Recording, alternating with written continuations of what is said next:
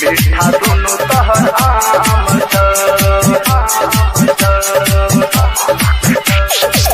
तोरा दुकान में है के छौरी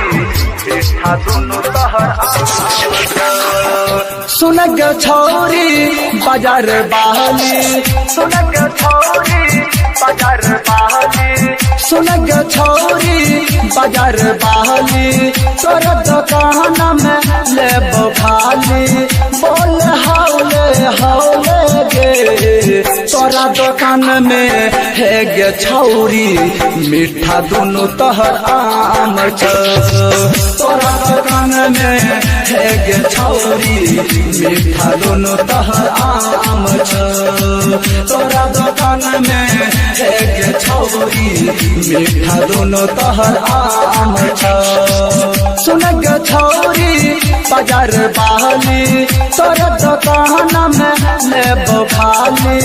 बोल हौले हौले गे तोरा दुकान में है गे छौरी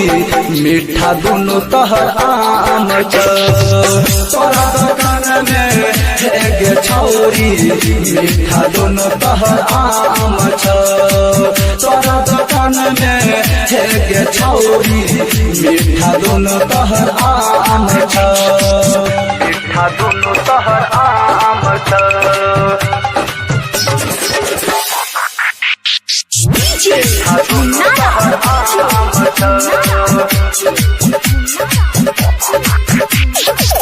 तोरा दुकान में है गे छौरी मीठा दुनु तहर आम भोरे भोरे खोल दुकाना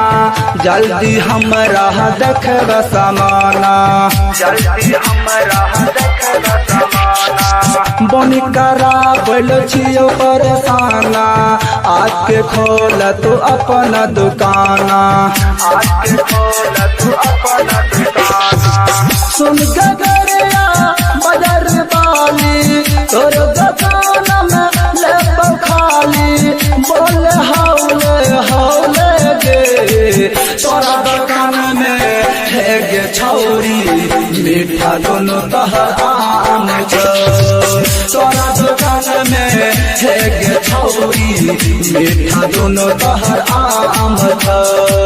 तोरा दुकान में है गे छौरी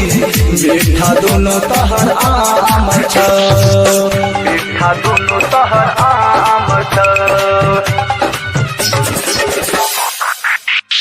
मीठा दुनु तहर आम